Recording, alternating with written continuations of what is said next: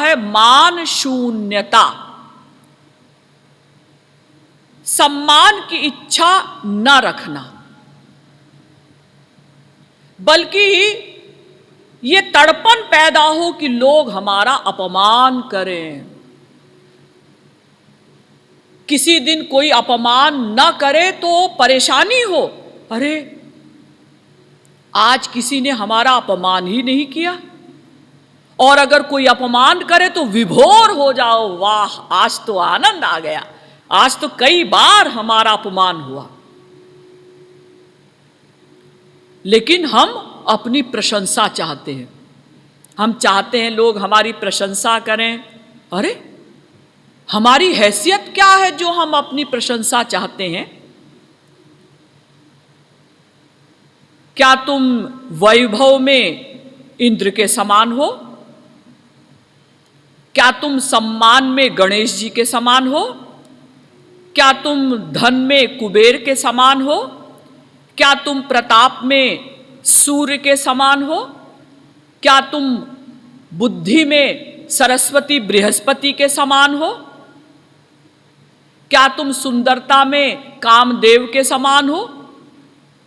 आखिर तुम्हारे पास है क्या जो इतना अहंकार कि लोग हमारा सम्मान करें और जरा सा कोई अपमानजनक वाक्य बोल दे तो भौहें टेढ़ी हो जाए? क्या कहा? तुम्हारी हिम्मत कैसे पड़ी हमको ऐसा बोलने की? और चलो ये तो पूरे ब्रह्मांड में, एक ब्रह्मांड में टॉप करते हैं, तुम तो मृत्यु लोक में ही टॉप नहीं करते।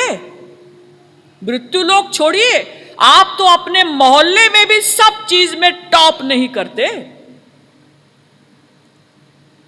कोई नहीं कह सकता कि मैं अपने मोहल्ले में हर चीज में टॉप पर हूं। कितने लोग आपसे आगे हैं? तो किस चीज का इतना अहंकार है कि जो हम चाहते हैं कि लोग हमारा सम्मान करें? ये तड़पन होनी चाहिए कि लोग अपमान करें। एक बार एक बहुत बड़े संत थे, पुंडरीकाक्ष। तो उनके एक शिष्य ने कहा, राम मिश्र ने, गुरुजी भगवान की कृपा मुझे कब मिलेगी? भगवान मुझ पर कैसे प्रसन्न होंगे?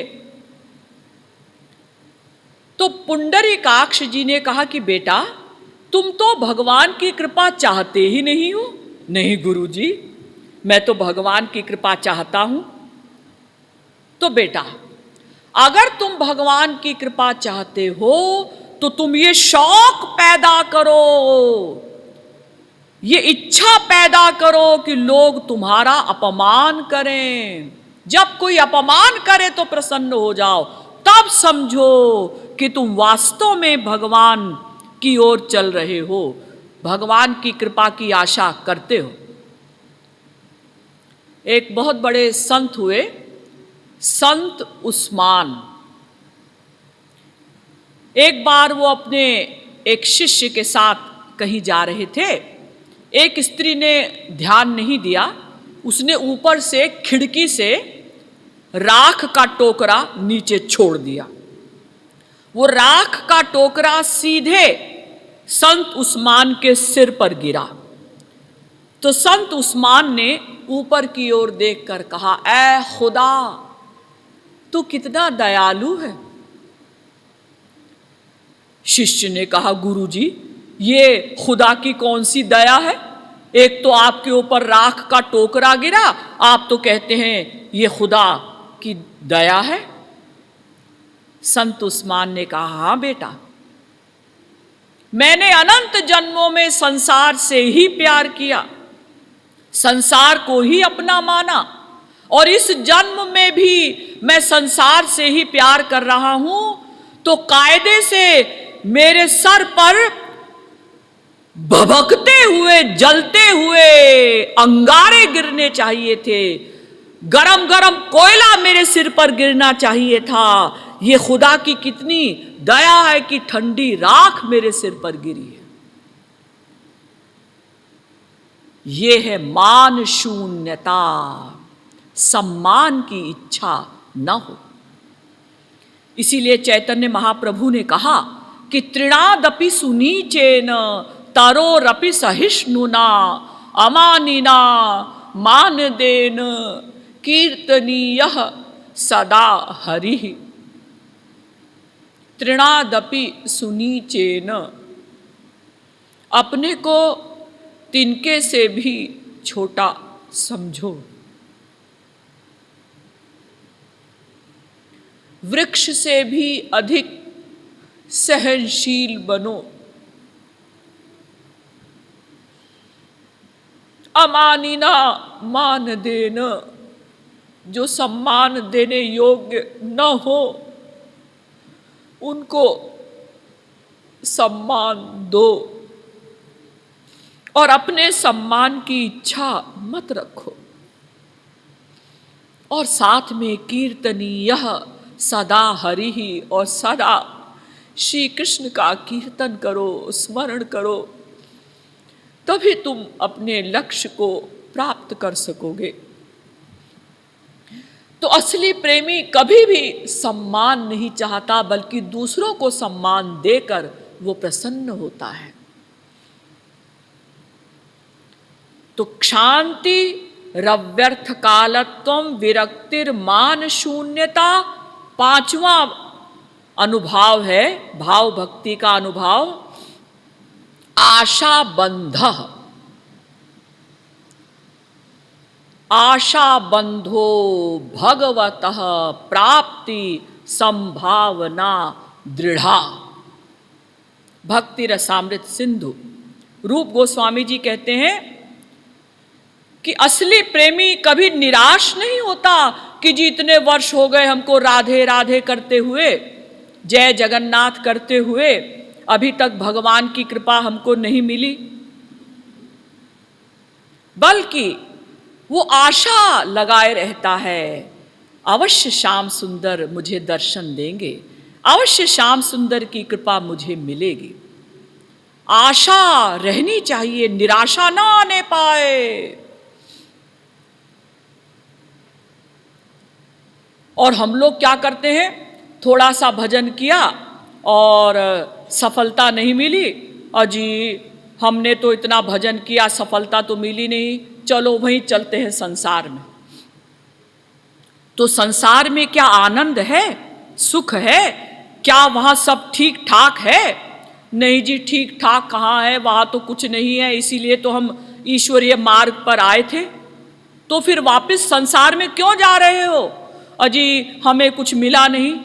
अरे तो वही तुम्हें क्या मिला, अनंत जन्म बीत गए, अनंत जन्मों से तुम संसार से प्यार कर रहे हो, संसार की प्राप्ति के लिए इतना परिश्रम तुमने किया, इतना जीवन बिताया, तुम्हें क्या मिला वहां? और यहां थोड़ा सा प्रयत्न करके तुम घबरा गए। घबराना नहीं है, विश्वास रखना है, भगवान अवश्य कृपा करेंगे, अवश्य मिलेंगे। और अगर हम घबरा गए तो वो तो ऐसा ही होगा कि जैसे किसी व्यक्ति को पानी चाहिए, वो कुआं बनाना चाहता है, 10 फुट गड्ढा खोदा, अजी यहाँ तो चट्टान की परत है, यहाँ पानी नहीं होगा। दूसरी जगह गड्ढा खोदा, अजी यहाँ भी कंकड़ की लेयर है, यहाँ पानी नहीं होगा। तीसरी जगह गड्ढा खोदा, पूरे जीवन खोदते रहिए, कहीं भी पानी नहीं निकलेगा। आपको लगातार एक जगह खोदना चाहिए ना। अगर चट्टान मिली है तो उसको तोड़ो, उस चट्टान के नीचे पानी आने वाला था, आप उसी समय चूक गए। अगर आप वहीं पर उस चट्टान को तोड़ते तो पानी निकल जाता। तो हम लोग भी ऐसा ही करते हैं, थोड़ा सा ईश्वर की भक्ति की, किसी संत ने जैसा बताया, मन लगाकर ढंग से नहीं की, और अगर की भी और उतनी सफलता नहीं मिली, उतना मन नहीं लगा जितना लगना चाहिए, तो हम निराश हो जाते हैं। निराश नहीं होना है, लगे रहो, लगे रहो, अवश्य सफलता मिलेगी। अरे अनंत जन्मों के पाप हैं, उन पापों को धुलने में कुछ तो समय लगेगा ना। बाइबल में कहा गया कि जैसे एक चींटी होती है ना, चींटी दीवार पर चढ़ना चाहती है, थोड़ा सा चढ़ती है फिर गिर पड़ती है, फिर चढ़ती है फिर गिर पड़ी, फिर चढ़ती है फिर गिर पड़ी, फिर चढ़ जाती है। तो जब चींटी नहीं घबराती और हम मनुष्य होकर घबरा जाते हैं, ये तो अच्छी बात नहीं। इसलिए असली प्रेमी आशा लगाए रहता है, विश्वास रखता है, अवश्य कृपा होगी। समुत्कंठा, उत्कंठा बनी रहे, उत्साह युक्त। हां, हमें लगे रहना है, निराश नहीं होना। नाम गाने सदा रुचि, और भगवान के नाम गान में सदा रुचि रहे। लेकिन होता क्या है, हम लोग क्या कहते हैं, अजी 2 घंटा हो गया कीर्तन करते करते, बंद करो ना। और या फिर अरे क्या इतनी देर से गोविंदा गोविंदा गोविंदा कर रहे हो, दूसरा कीर्तन करो, चेंज करो। लेकिन जब हम भाव भक्ति पर पहुंच जाएंगे तो एक राधे राधे कहकर ही हम पूरा जीवन निकाल लेंगे। यानी बोर नहीं होंगे, थकेंगे नहीं। नाम गान में सदा रुचि रहनी चाहिए। आसक्तिस तद गुणाख्याने, उनके गुण के आख्यान में, प्रीतिस तद वसतिस स्थले, भगवान के धाम में प्रीति होनी चाहिए। भगवान के नाम रूप गुण धाम सब में निरंतर प्रीति बनी रहे। ये भाव भक्ति के अनुभाव हैं। जब भाव भक्ति हमारे अंदर आएगी तो ये अनुभाव हमारे दृढ़ होते जाएंगे, और आगे बढ़े और दृढ़ होंगे, और आगे बढ़े और दृढ़ होंगे,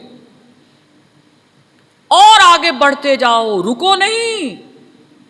अभी तो भाव भक्ति का प्रवेश हुआ है ना, अभी तो परिपक्व नहीं हुई वो भक्ति। और आगे बढ़ो और आगे बढ़ो, तब भाव भक्ति परिपक्व हो जाएगी। जब भाव भक्ति परिपक्व हो जाएगी तब गुरु हमारे मन में, जब अंतःकरण शुद्ध हो गया भाव भक्ति परिपक्व होने पर, तो गुरु हमारे मन में स्वरूप शक्ति का दान करेगा। तब हमारा मन दिव्य होगा, तब हमें वो प्रेमा भक्ति मिलेगी जिसे दिव्य प्रेम कहते हैं, जिसे सिद्धा भक्ति कहते हैं।